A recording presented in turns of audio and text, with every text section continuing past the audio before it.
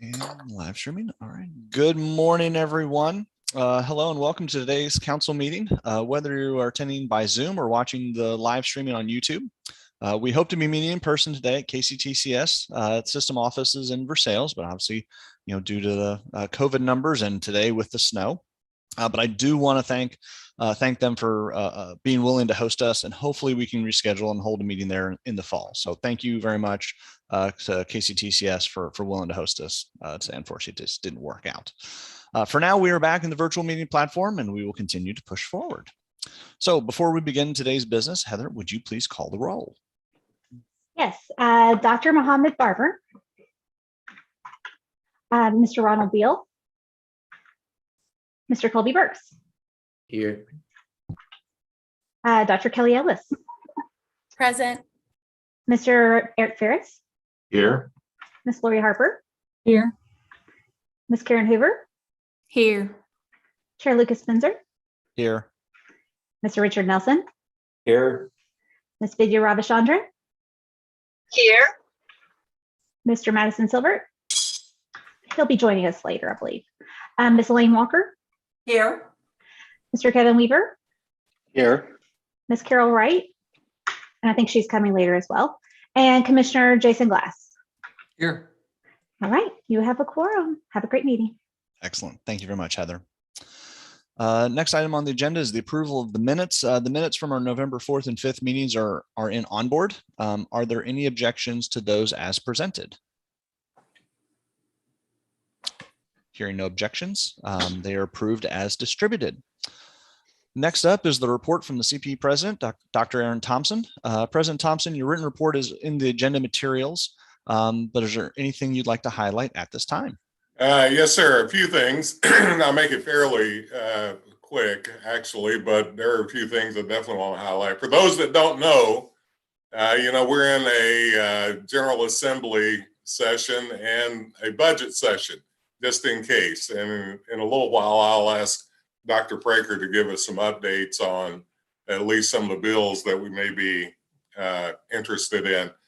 But I'm very excited to say that, as you all know, we finished our strategic agenda, and we're going to have a launch event on February 9th at 11:30.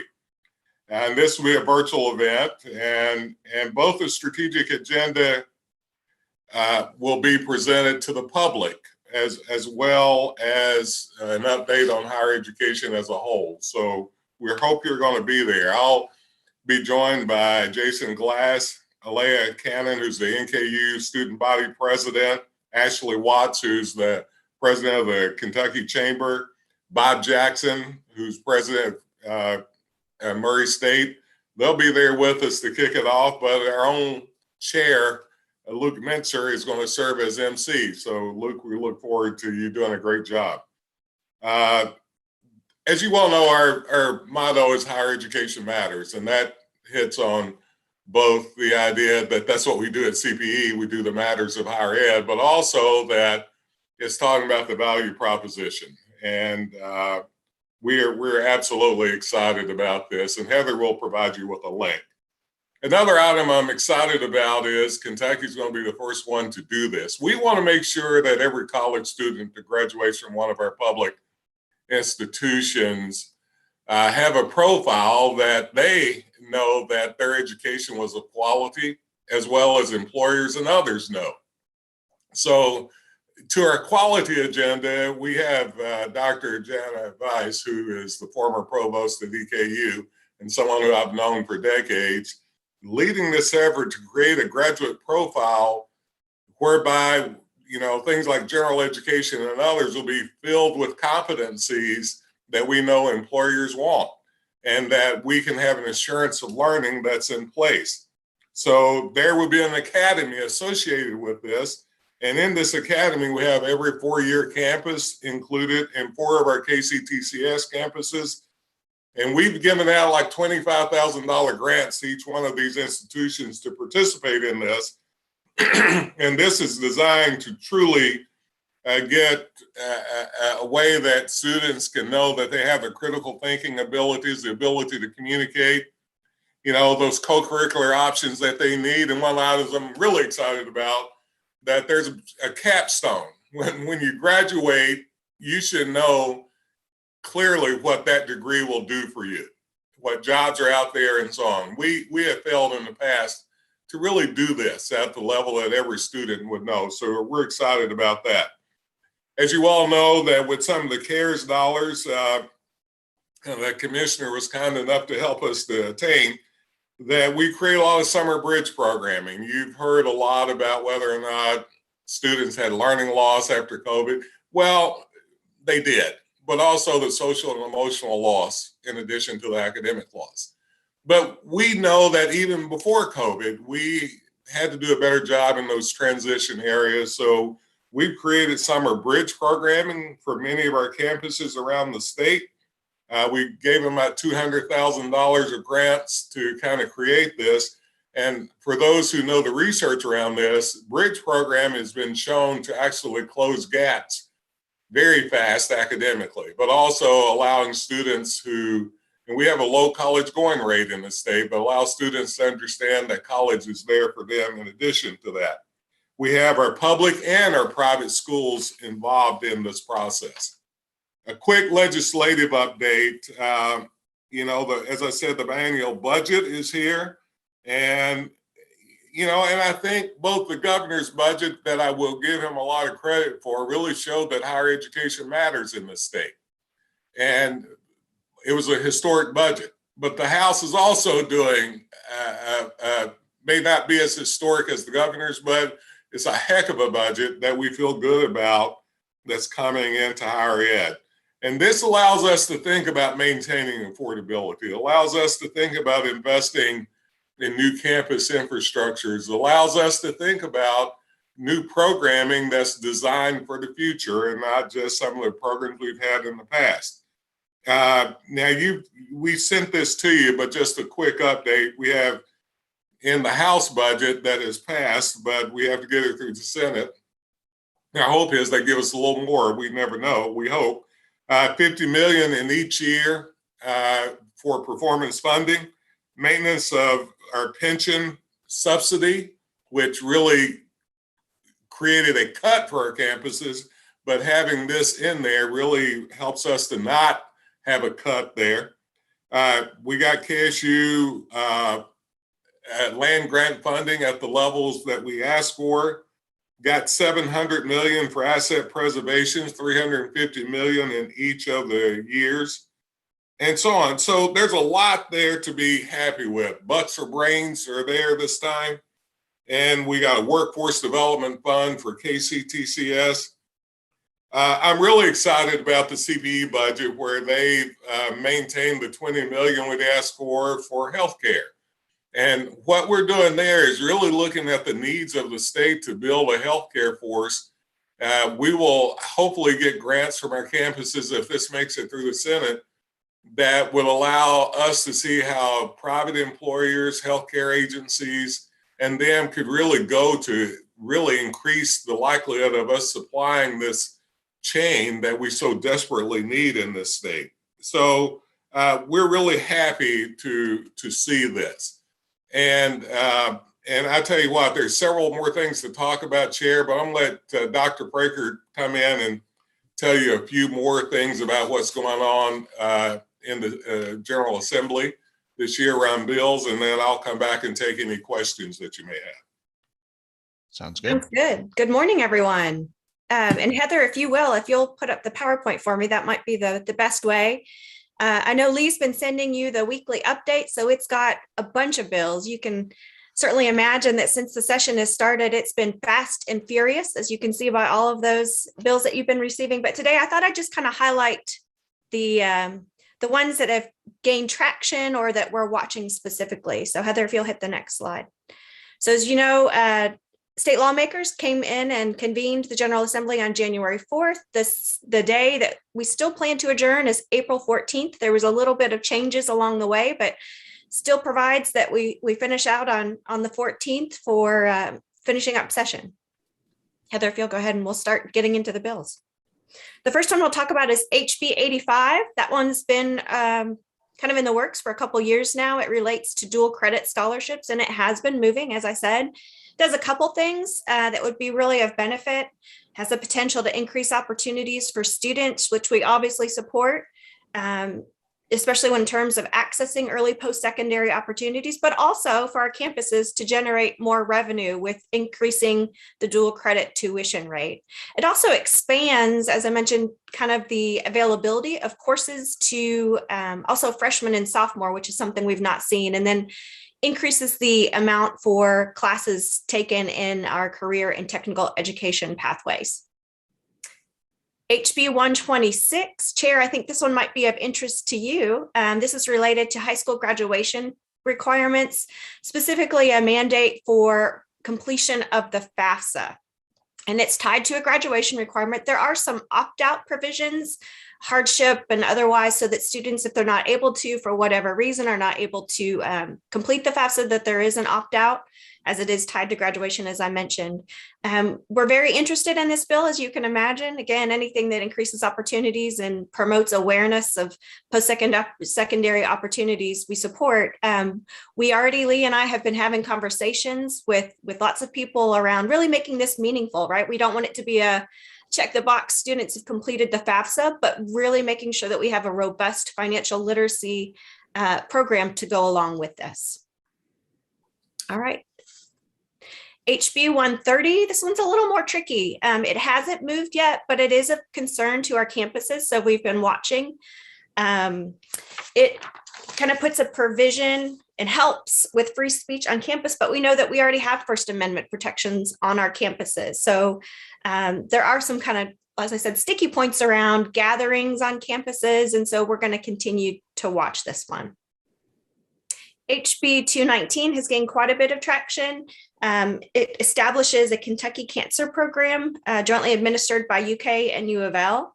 Also establishes lung cancer screening, education, and outreach programs in each of the state's area development districts. HB 226 is a companion bill to Senate Bill 9 that has gained traction and passed the House. It's an early literacy bill that Katie has been working on for several years. It would do lots of things in the K-12 space, really making a much more robust early literacy program, which is important to our continuum and that P20 pipeline.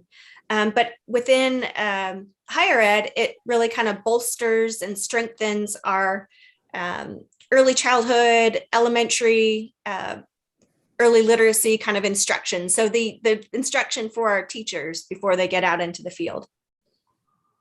And then HB 234 relates to keys and relates to proprietary schools. So what it's doing is it's expanding the KEYS program to include students pursuing credentials at for-profit colleges and training facilities. HB 250 is the Kentucky State University bill. It provides KSU with a loan of $23 million in state general fund dollars. And this will pay past debts and address the current year budget shortfall. It also creates the KSU Repayment Trust Fund to house KSU's repayment of the loan. It also requires that CPE and KSU work together to develop a management improvement plan, and obviously the reporting requirements along with that. HB 290 is another tricky one that we're watching that our campuses have expressed some concern around. It's the student discipline bill. It kind of requires governing boards of our institutions to adopt a code of conduct, kind of putting some parameters around that. It allows provision of an attorney within cases. And Travis can certainly speak to this better than I can, but it's causing some stir, so we're watching this one. SB 6, so Senate Bill 6, it's relating to name, image, and likeness. And this is one that Travis has actually spoken to. It kind of codifies college athletics' ability to be compensated by third parties for their name, image, and likeness. It also sets forth the parameters under which they can do so and provides the necessary protections for both student athletes and the institutions. So it's gaining traction. As I mentioned, Senate Bill 9 is the companion bill to the early literacy bill sponsored by Representative Tipton. So it mirrors what's in that one. Senate Bill 59 then relates to the statewide education accountability system. So it's really a cleanup bill. You may recall that the 10th grade ACT has been in statute as a requirement. However, it was not funded. So this actually removes that requirement. It still keeps in the 11th grade, but it takes out that non-funded, not happening 10th grade state administration. It also adds additional post-secondary readiness indicators to the accountability system, which is a good thing. Senate Bill 61 is an act relating to early high school graduation. At first it caused concern, but it's not of concern. It's really a cleanup bill. The concern was around removing the ACT, but it doesn't. It's just removing the reference to a vendor, as you can imagine. And so the college admission exam requirement will still remain within the regulation. So it kind of codifies that, and it also takes out the end of course examinations as a requirement, which are not happening. Those are no longer offered. So again, a cleanup bill. And then Senate Bill 94 is the Work Ready Scholarship Program. And what this does is it's adding the ability for students within a comprehensive transition post-secondary program, or CTP, to be able to use the Work Ready Scholarship in those courses and in their coursework. Currently, there's only 3 programs across the state: NKU, Murray, and BCTC. So the intent really is to expand those offerings. So as I said, fast and furious, just like what I shared. So happy to answer questions. Travis is here as well. That's the session in a nutshell. Excellent. Thank you very much. I'll open the floor for any questions. That was a lot. It was a lot. Yeah.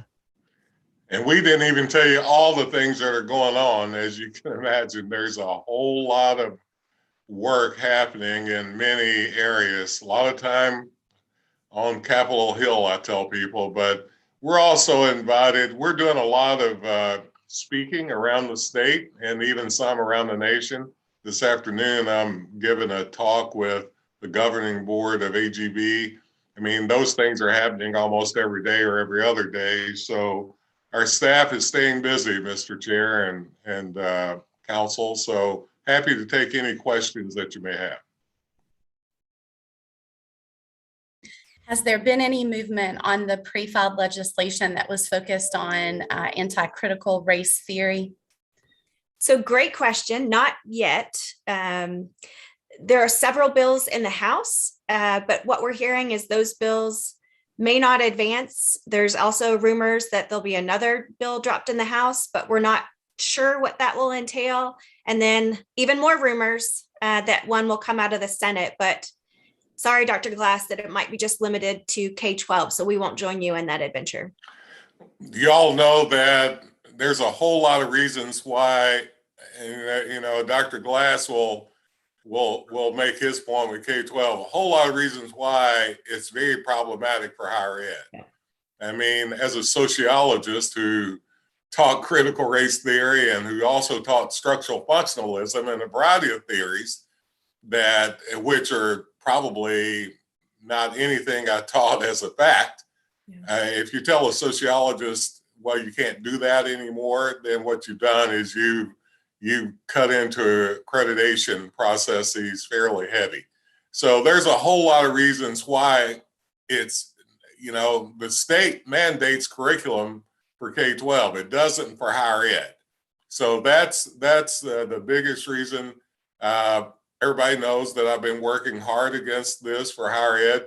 It sounds good on the forefront. Oh, it doesn't sound good to me, but it may make sense to some people. But there's a whole lot of nuances why it's almost impossible to work without getting us into lawsuits and a variety of other things in accreditation for higher ed. In summary, Dr. Ellis, we're hearing that something will come along that might be a little bit different, and we're working hard to make sure that it isn't quite what is already introduced, if that makes any sense. Excellent. Any other questions? It's not really a question, it's kind of a statement in some respects, but I just wanted to encourage you all, as you see bills move and you need us to contact our local legislators, you need to reach out to us because we all have different contacts in, in different areas that we live in. So use us as a resource. Well, I will tell you now, I hope you all advocate for two things. One is the money for education continuum. I mean, for us to do the work we're doing, you all know we found money in places that we didn't have it to really push this important agenda. It is important. Now, with some help from the GEAR funding, from some of the monies that Dr. Glass gave to us, we're operating, but that's going to run out. So that's one thing. The healthcare dollars are extremely important to the state. So we have to get that through the Senate. I have no indication that it won't make it. But I'm just saying those are the sorts of things for us to keep doing even closely to the work we're doing and to continue to do the work that's needed to be done in the state. Those things are important. And so I would ask you to use whatever friends you have to help us to really get those things in. And that's important, I think, to the council's work and to the agenda that you've given me. Hear, hear. Any other comments or questions? Thank you, sir. That's all I have. Excellent. Thank you, Dr. Thompson. Appreciate that. Next up on the agenda is the report from the KDE Commissioner, Dr. Jason Glass. Commissioner Glass, would you like to give your report? Thank you, Mr. Chair. I'd be delighted to. I'll just quickly tag on to the conversation that we just had around the legislative session from the K-12 perspective. As Dr. Thompson mentioned, we were really pleased with the House budget that came out, and even more pleased with the governor's budget that was released the next week. So we'll see where that ends up. It's all with the Senate now, and things seem to have slowed down quite a bit, which we expected. The budget process typically takes the whole session to sort out. So this has moved really fast with the House budget over the past couple of weeks. But we'll see how these turns out. But in any case, we're at a great starting point for all education funding in the state. So we should be encouraged by that.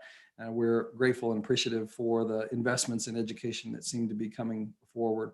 A couple of other K-12 bills that I'll just quickly touch on. Senate Bill 1 is usually reserved for the highest priority legislation put forward by the Senate. This year, they made that a bill that would move the authority to select curriculum and the authority to select principals from site-based councils, which is a construct that was put in place from the CARA reforms. Move those decisions from site-based councils to superintendents and school boards.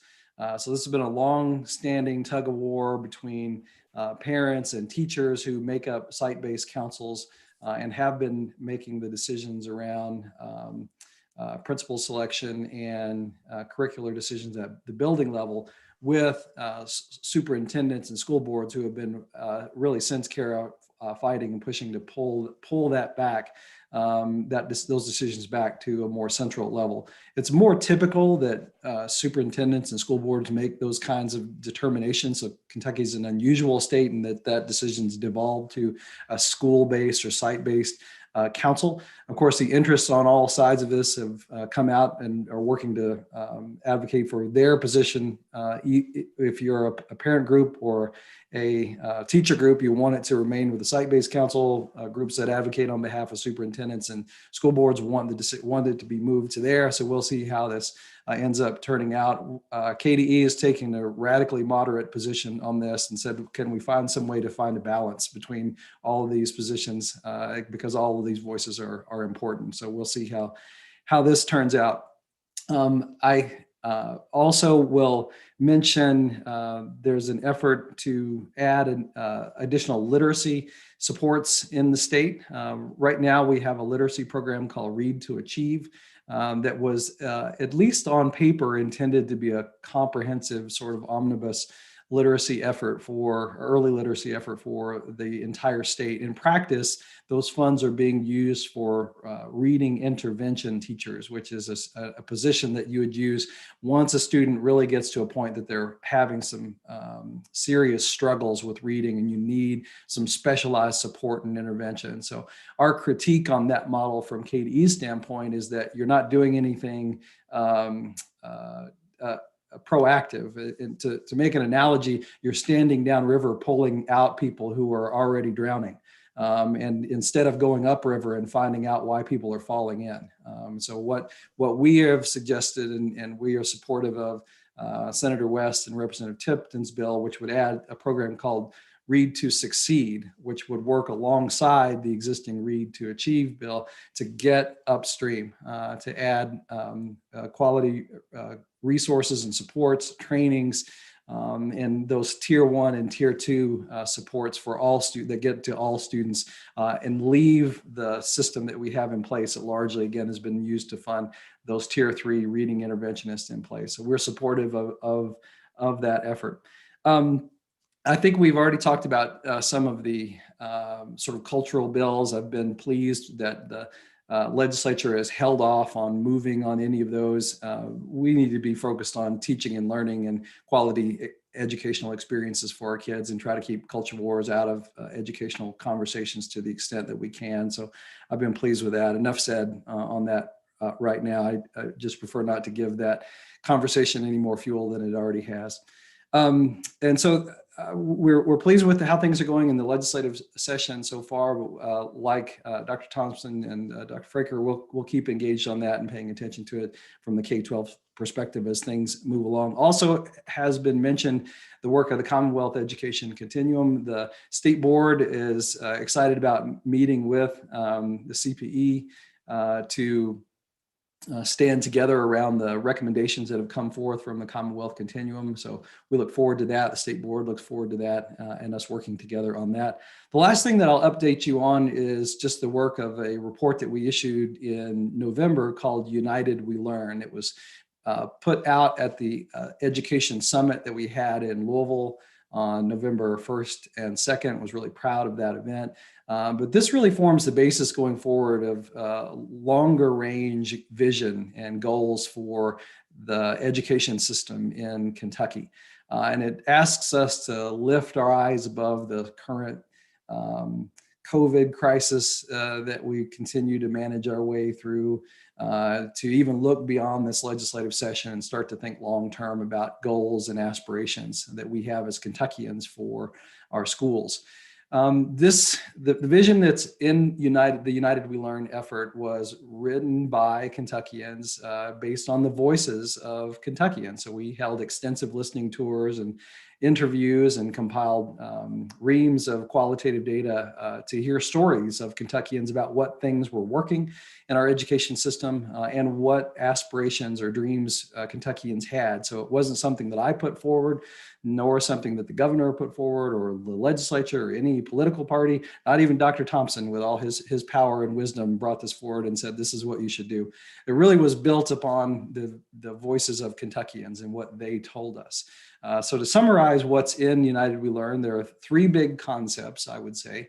One of those is a desire for co-creation from groups that historically haven't always been at the table when educational decisions are made, including students, parents at a local level, teachers and practitioners at a local level. They told us that they wanted to be involved in rethinking and reimagining education going forward. So, and at a local and at a state level. So this idea of co-creation was a central theme in the report.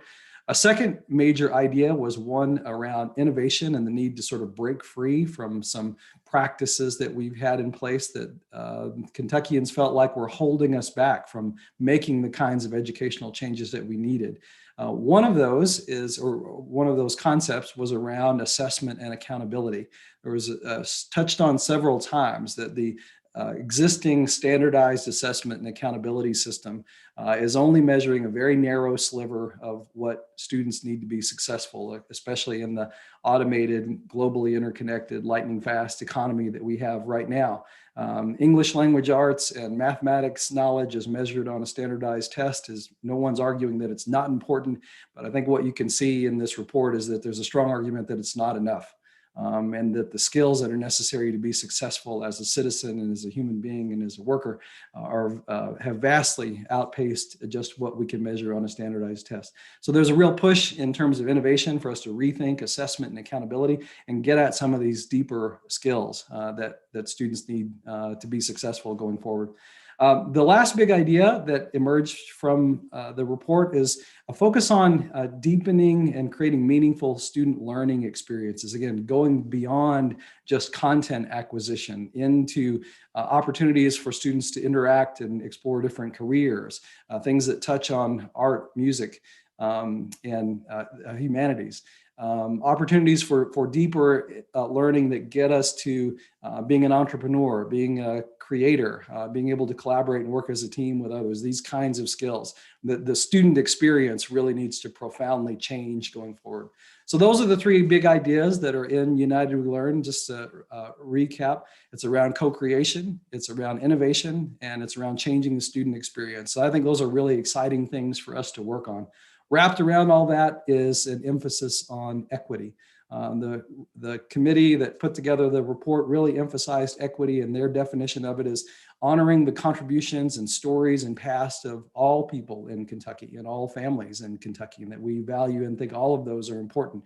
And we also have to recognize that our kids come to us with different needs and different starting points. And we have to adapt as an education system to meet our children and our students and our families where they are so that they all can be successful going forward.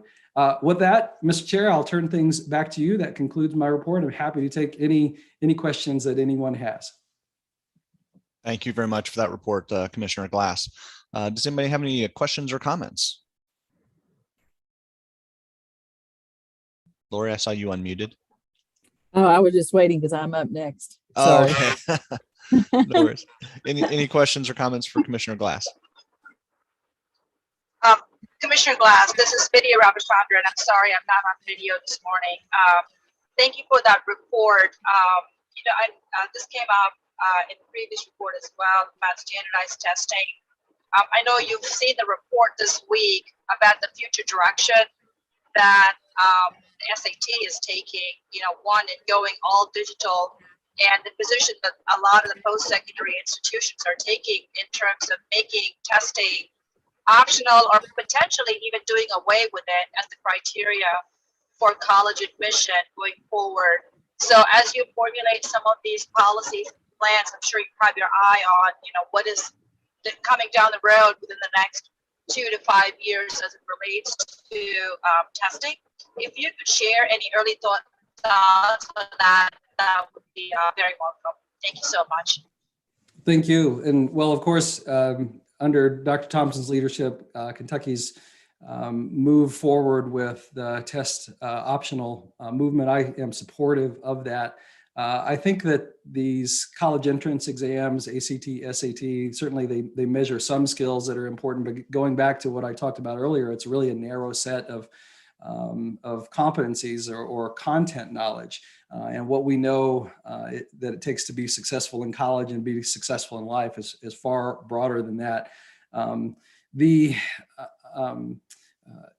Shifting away from requirements around standardized measures as one of the gatekeepers for education, for higher education, I think has been a positive because it opens the door for more people, more of our students to consider higher education.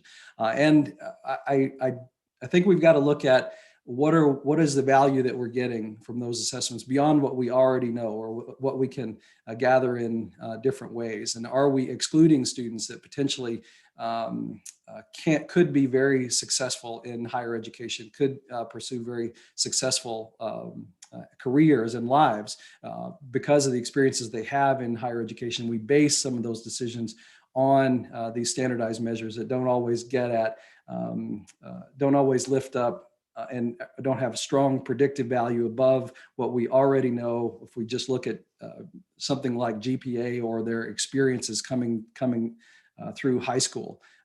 They don't add a lot of predictive value on top, but we spend an extraordinary amount of time, energy, money on them, and we may not be getting a lot from them. So I support the direction that Dr. Thompson has led the state in this regard, and I think we should keep questioning the value of these assessments and are they doing more harm than good. And Commissioner, I wanted to add that, Vidya, I think evidence are clearly showing that more wraparound services, and I'm a kid from Appalachia, and I'm telling you, hold my hand more. Give me the confidence that I can do this work. Help me not to be math phobic. Help me to have deep learning. Help me to be a critical thinker. Help me to somehow understand that college is for me, or even a quality high school experience is for me. So the idea that sometimes a test does exactly the opposite of that. And at the point, there is some usage in my mind for standardized tests in giving you a baseline to think about growth. But if we're really going to consider what I consider to be real equity, that is to take our students, no matter where they're from, the way they think, their philosophies, and help them to have the kind of educational experience to be successful in the marketplace. And so I mean, research shows this. Help them to have a dual credit experience that is of quality. Help them to take the real deep AP courses or whatever that they need to have in order to know that they can do the work, but give them the support they need in order to do the work. So, I mean, y'all have heard my speech way before, but I'm clear about where I am on this. And Commissioner, I appreciate that direction that you're going to. I agree with you both. If we can use this as even stronger leverage to push for a more holistic review in the post-secondary process, it just really brings a lot more equity and accessibility that put barriers in the way. So thank you both for supporting that. Appreciate that. Excellent. Any other questions, comments on that topic? All right. Commissioner Glass, thank you very much. Moving on, next item on the agenda is the Academic and Strategic Initiatives Committee. Ms. Lori Harper is the chair, and I'll turn it over to you. Thank you so much. The Academic and Strategic Initiatives Committee, we did meet on January 19th, and a written report of the meeting is in your on-board packet. But before I present the 3 academic programs we have for your approval today, I'd like to point out a few other actions and updates that we covered during our meeting. First, the committee reviewed and approved the institution's request for cultural competency credential certification. The proposal submitted by Western Kentucky University is an initiative of the One WKU campaign and is a 4-month professional development opportunity for all faculty ranks. Per the process adopted at the council's June meeting, the ASI committee's approval serves as final and does not come before the full council. We hope this is the first of many to come before the committee, and we look forward to hearing about the experiences of Western's first cohort of faculty that go through the program.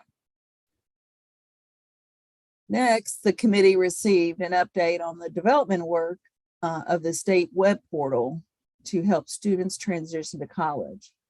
The project is a partnership with KDE and KY Stats and is in the design stages with the target audience of not only high school students, but adult learners and military veterans. Both focus groups are currently being conducted to determine the desired and relevant functionality of the portal, and we look forward to learning more throughout the year. Finally, we received an update on the implementation steps taken since the adoption of the 2022-30 strategic agenda at our last meeting. Staff presented the content at the meeting, but today you'll find the published document in your materials. These will be professionally printed and distributed to key stakeholders, and a web page is in development. At this time, I'd like to ask Lee and Emmix to come to the table and talk about development of both the statewide and campus level strategies, as well as targets for the approval measures of success. Thank you, Madam Chair, and good morning, everybody. So as you may remember, the new agenda establishes 5 strategic priorities that are meant to really drive higher ed improvement and innovation over the next 8 years. So the first is to improve college affordability. The second area is strengthening transitions to higher education, both from high school, but also for our adult learner population. And we will be talking with you about initiatives around the adult learner in coming meetings. The third area is to ensure higher levels of student success in our post-secondary programs. The fourth area is emphasizing talent development. So not just getting a degree, but making sure that students are well prepared to move into Kentucky's workforce and economy. And then the fifth area is improving the public understanding about the value of higher education. So the agenda, as you'll remember, established new performance indicators so that you are able to monitor progress both at the campus level and the state level. And then the agenda, this new agenda also continues to embrace the educational attainment goal, the 60% of working age Kentuckians having a high quality post-secondary credential by 2030. So this carries over from our last strategic agenda. In terms of our implementation update, there has been a lot of work that's been going on behind the scenes. So we have, as Chair Harper mentioned, the formal strategic agenda document has been finalized. You should have it in your materials. And distribution to key audiences has begun. As President Thompson mentioned, we are going to be having a virtual launch event on February 9th. I hope all of you can join that. So we'll be talking broadly about higher education in the Commonwealth within the context and framework of this new agenda. We are working internally here at CPE to develop state-level implementation plans that will support each objective. So, we don't simply want to have this agenda out there and refer back to it on occasion. This really is going to drive all of our work. So, over the next course of several meetings, certainly with the ASI committee, we will be sharing the proposed implementation strategies with the board and get your feedback and approval to move forward. We are working closely with the campuses in 2 key areas. The first is the development of campus level strategies. So while we are developing implementation plans at the state level, we're reaching out to each campus to ensure that what they're working on is in line with the strategic agenda objectives. The second area is our data team is working very closely with the campuses to establish performance targets on each of the key indicators. So that's ongoing, and we'll be reporting out to you certainly at the April meeting, and probably continue that report into the June meeting. So the campus presidents will be presenting their sort of annual reports to you this spring. So they'll be talking about how they've done over the past year, but also be talking about looking forward, how they're going to be lining their strategic plans with the statewide agenda. So I'm happy to answer any questions, but we'll certainly be providing more detailed implementation report at your next meeting, and then also at the summer.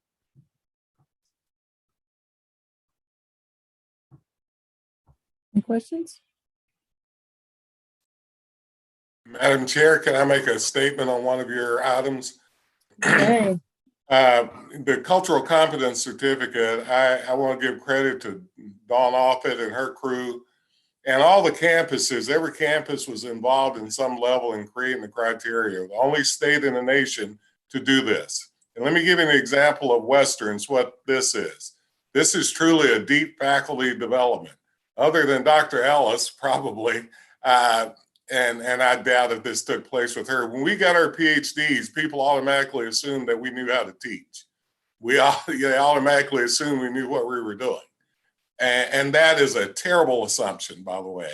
I mean, so most of us learn on the job. And what we want to do in this state with our diversity policy and everything else is allow our faculty to know that every student come to us with diversity of ideas. They may think different politically than we do. They may look different than we do. They may not have as much learning background as we do. They may have different incomes. So equity then for us is about taking the student where he or she's at and allowing them to learn from their base. It's not trying to convince them to go in any different direction than going in the direction where we're at, but it allows us to take the student. So this flips it from a teaching paradigm to a learner's paradigm. And so that's what I would want us to understand about this uniqueness of this Western certificate. It is about helping faculty to know how to help students grow where they're at, and if they're planted on WKU's campus, how to grow to get the fullest, deepest possible experience of college that they can and feel good and belong on that campus, no matter who they are and where they're coming from. So I did want to say that I'm excited that this is the first one ever anywhere like this in this regard. And we are the third party evaluators and certifiers in this case. So I'm proud of this crew and how it's taken a couple of years, but now we're doing it. Agree. We're embarking on new steps ahead of everybody else. So they've done a nice job with it. Looking forward to see how the process works. All right. Before I close today, I would like to present 3 new academic program proposals for approval. The 3 were reviewed by CPE staff and approved by the committee. The first is a Master of Science in Cardiovascular Perfusion from Northern Kentucky University. It's a 77 credit hour master's program that prepares students to use heart and lung machines and other technologies to maintain the health of patients during heart surgery and other medical procedures. The next is a Bachelor of Science in General Studies from the University of Louisville. It's a 120 credit hour program that is entirely outlined and designed exclusively for returning adult learners who have not earned college credits but stopped out. And the last is a Master's of Science in Health Teacher Education, also from the University of Louisville. It's a 33 credit hour graduate degree program designed to prepare faculty and graduating students of medicine, dentistry, public health, and nursing for teaching in their respective fields. The program summaries for each of these programs were in your materials. And did anyone have any questions on those programs? If not, Mr. Chair, I'll turn it back to you for a vote. Excellent. Thank you, Chair Harper. So Ms. Harper's presented the ASI Committee's recommendation to approve 2 new programs from the University of Louisville and 1 new program from Northern Kentucky University. That recommendation serves as the motion, and a second is not needed. Are there any questions or comments?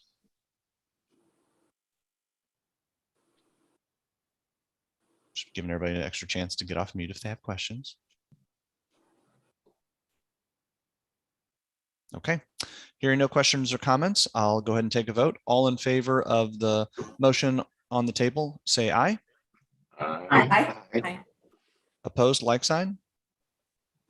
All right, motion passes. Thank you very much, Chair Harper. Okay, next item on the agenda is the Executive Committee reports. So I'll be giving that. The Executive Committee met on January 6th.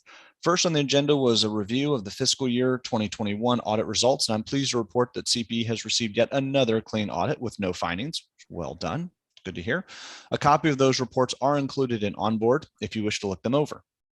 We've also received a development update on the management and improvement plan for KSU, as well as the current state of the presidential search process. That process is being done by the executive search firm Myers McRae, and applications will close on March 15th. They anticipate the process will move quickly thereafter, and a new president will be selected by the fall 2022 semester.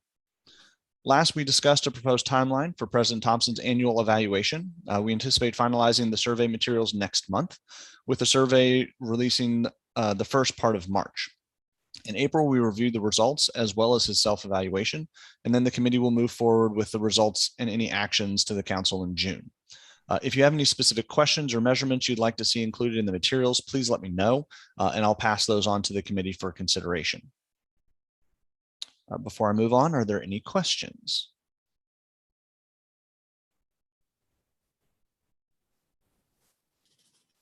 Okay. Next on the agenda is the Finance Committee report. And by the way, if I move too fast and people have questions and they can't get to the mute button, just speak up. It's okay. It happens.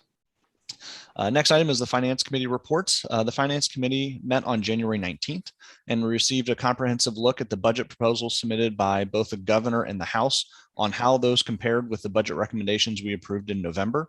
As President Thompson indicated earlier, there are many good things proposed for higher education, and staff will keep us apprised as those proposals progress. In your materials are 2 documents you can review that are similar to what the committee reviewed. However, it's been updated to reflect the amendment approved by the House. So please review those. They're in on board. We've also discussed the tuition setting process for the upcoming academic year. As you might remember, the council approved a 2-year parameter through 2023. So no new parameters don't have to come before the council this go around. Instead, the committee will provide an annual review of the tuition and mandatory fee policy in March, and we anticipate that final tuition proposals for campuses will come for approval in April or June, or both.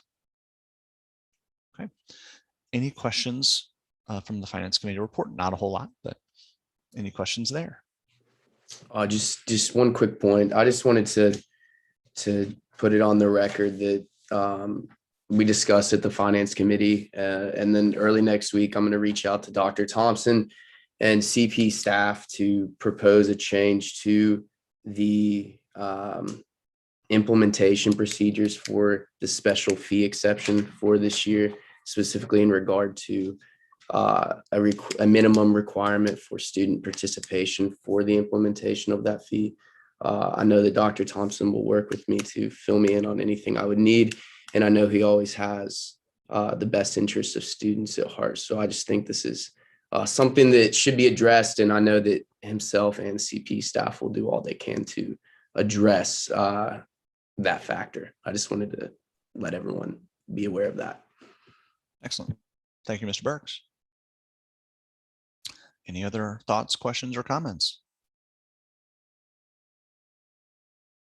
Okay. Moving right along. Next item on the agenda is the Committee on Equal Opportunities report. That's the report that's up next. And with that, I'll turn it over to Elaine Walker, the new chair. Ms. Walker. Thank you very much, Mr. Chair. This was my first meeting. Went very well. We had excellent participation. And I want to thank Lori for saying the full title of Cultural Competence Credential Certification Process. And I'm not sure who came up with that, but it really enables you to develop a true strength in your alliteration. And of course, as someone who lives right down the street from Western Kentucky University, I was very proud to receive a report from WKU about their process and the fact that they are the first approved proposal for faculty submitted by any university. It was really very informative to get all of the information about this program and the way that they have developed it, and the fact that there has been such a strong response from their faculty. It's going to be interesting to see in the next couple of meetings the results of those first training programs. We received an overview about our institutional diversity plan. The evaluation process is coming together during February. Representatives from both CPE and CEO will be part of teams that will review these submissions from the various universities. We're going to have a training program in February. The institutions will submit their reports by March 1st. And then we will score them with a report being presented to the CEO at our next meeting. These scores and final results will be reported to the council at the June meeting with action recommendations if needed. The diversity policy is under review for CPE and may come before the council for potential revision in the next year. It was originally approved in 2016 and much has been learned since that time. Our next meeting is scheduled for April 25th. And I want to thank you for the opportunity to be a part of this very exciting and very needed organization. Thank you. Are there any questions? Aside from the fact that Western is number one. I didn't have a question, Elaine, but just a comment. I have the pleasure of serving on this committee and am equally as excited, I think, as you are to be a part of this exciting work. I'm hoping that CPE will take a strong consideration of looking at how to support differently abled populations on campuses as we revise that diversity, equity, and inclusion evaluation process. So I'm hopeful that that work can be considered, and I look forward to contributing to that. I think this is very important when we think about the increase of mental health needs that the pandemic has really brought to light. When we consider all of the strategies that are a part of the strategies, including I'm trying to get the words right, sorry, as a new member here, the wraparound services, talent development. I think exploring how to support differently abled populations seems to fit very nicely with the direction that CPE is taking. Thank you very much, Dr. Ellis. And having you as a member of that committee has been very helpful to bring that perspective to light. Dr. Ellis, I think your point's well taken. We've learned a lot over the years.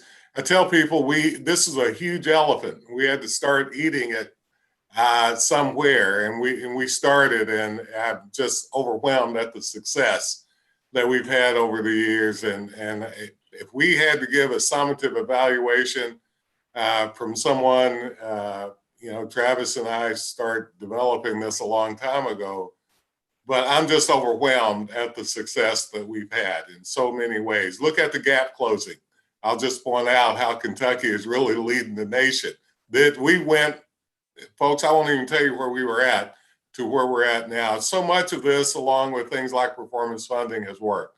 But we do need to take a look at how do we reach out and make sure that we help all of our students. And mental health, as an example, was an issue back in 2016-17 without having a real way of thinking about how we look at that. Well, we've learned a lot, and mental health on our campuses, obviously, the issue has arisen more in the last many years.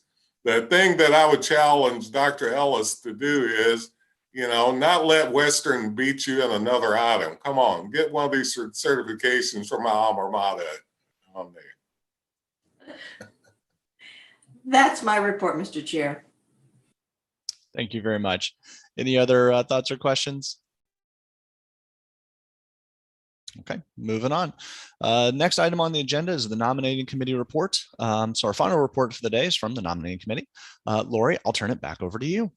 Thank you. The Nominating Committee did meet on January 19th to discuss and recommend members to serve as chair and vice chair of CPE for the 2022 calendar year. After seeking out nominations and expressions of interest, the committee was unanimously agreed to nominate Lucas Menser for re-election as chair and Eric Ferris for re-election as vice chair. We were all in agreement that their performance as chair and vice chair over the 8 months has earned them the opportunity to continue their roles in 2022. That is my recommendation. Thank you to the Nominating Committee, both for your service and the vote of confidence.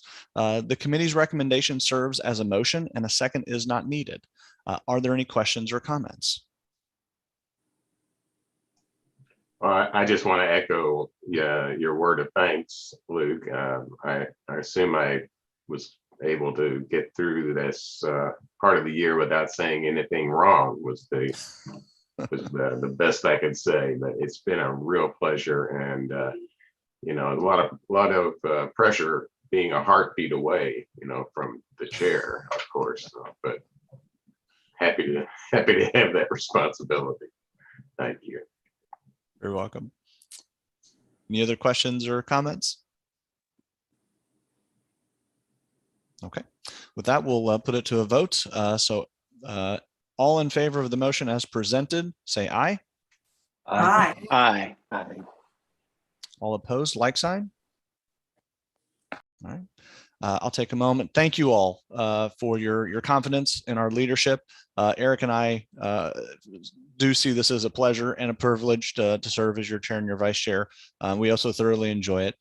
So thank you very much. I don't want to take up too much time, but please know that from the bottom of my heart, I do very much appreciate it. It's not lost on me. So thank you all. Ditto. Thank you.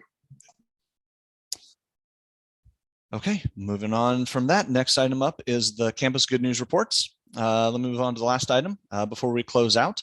The good news reports can be found in your materials. Please do review those. Some highlights that you'll see when reading those. The lottery funded state aid amounts provided to the private college students during the 2021-22 academic years total nearly 70 million, providing 12,000 students with aid. That's great. AQ schools also set a record for bachelor's degrees awarded in the 2020-2021 despite the pandemic. So even with the pandemic, they're still setting records. More great things happening in the state. EKU highlighted on the economic impact their institutions provides to their region, which was concluded to be over 580 million per a study by the EKU Division of Regional Economic Assessment and Modeling. Higher education matters. Right. On KSU's report, you can see a headline stating that in 2021, the campus donated more than 6,600 pounds of produce to the local soup kitchens through its Healthy Food Initiative. This type of service impact, this type of service impact to the community at large is something we should all strive to achieve individually and collectively. So it's more than just attaining, a degree. It's being good members of the community. I think that's very important. And in the University of Louisville's report, you can read more about Lori Stewart Gonzalez, who is serving as the interim president after the departure of Neely Bendaputi. Although she only joined the university in April 2021 as provost, she previously served as vice chair at the University of Tennessee Health Science Center from 2015 through 2021. And has held academic and administrative positions at multiple schools, including both the University of Kentucky and Appalachian State University. I'm sure we'll get to meet President Gonzalez in the next meeting or two. I look forward to that. There's so many stories I'd like to highlight, but for time's sake, I'll let you peruse those on your own. As you can see, there's quite a lot good. And I'd like to highlight that even though it's been a tough few years and with all the challenges, Kentucky didn't just survive, we're thriving. And that's just great to hear. So if you guys are ever needing things to talk about amongst your constituents, peruse these and you'll find things to highlight. So, okay. Before we close out today, I'd like to appoint the 2022 executive committee members. Each will be serving one term, and those 5 individuals are myself as chair, Eric Ferris as vice chair. I would like to ask Ms. Lori Harper, if she would like to serve on the executive committee, as well as, I don't think he's here today. Madison is here as well. And then I was going to ask Ms. Karen Hoover if she would like to serve on the executive committee as well. So if you all, we can talk about that later. If you guys text me, if you have any concerns or questions, let me know. And we can adjust as needed based on people's availability. So just let me know. With that, we are finished. So I'd like to, does anybody have anything additional they'd like to address before we adjourn today? I just want to echo, I think, what has already been said about the effort of staff, not only getting through the KSU issues, but now rolling into the legislative session and the amount of good time and effort that's being expended there. And we appreciate those ongoing efforts you're making to further higher ed in the state, and echo what Ms. Harper said, that we stand ready to do what we can to back you up. Ms. Ferris, thank you for saying that. We really do appreciate it. This is, this stuff, as Dr. Glass can tell you, isn't a light lift. And unless you live it every day, it's hard to explain. So I want to thank my staff too. I know at times I'm probably not as easygoing as they would like for me to be, because we're getting a lot of things thrown at us all the time. And we've got a lot on our plate, from not just what we do, but we got KSU and a variety of other things. And I will say thank you all for 2021. It was not an easy year, but higher education, we still produced. Our students, had positivity rates below the communities they were in. We were able to open and give them quality educational experience and more wraparound services than we've ever given. More money to students and student aid than ever. If this passes through the Senate, be the biggest budget we've had in a couple of decades or so. I mean, I just want to thank the CPE board. Sometimes we don't spend enough time to think about the successes we had. And unless you've been here the last many years, I got Carol on here who's experienced a few years with us. She can tell you this. I mean, this is, we have all should be a little proud, to be honest with you. So, Mr. Ferris, thank you for pointing that out. And I just want to thank my staff for 21 too in front of the board. So they did a great job. We have fewer people, but we're doing more, and I just appreciate them. Well said. Any other thoughts, questions, comments before we adjourn? No, I just look forward to when we have the opportunity to host these meetings a little more in person. Again, the virtual works for the timing, but I think that we get some other things accomplished when we're face to face. Look forward to it. Absolutely. All right. Our next meeting of the full council is scheduled for April 14th and 15th. As Ms. Harper said, hopefully we can do that in person. They're scheduled to occur at Morehead State University, and I ask that everyone go ahead and clear your schedule so you can attend in person. I'd like us to have strong showing, and hopefully COVID won't impact our plans. With that, I'll accept a motion to adjourn. So moved. Motion. Second. All right, I saw a motion by Mr. Nelson. I didn't see who the second came from. Carol. From Carol. Excellent. Thank you very much. All in favor? Aye. Say aye. All right. Motion carries and meeting adjourned. It's good to see everyone, and hopefully we'll see you guys soon here in April. Thanks. Have a good one, folks. Be safe. Thank you all. Great job, Luke. Thank you. Thanks. Bye-bye.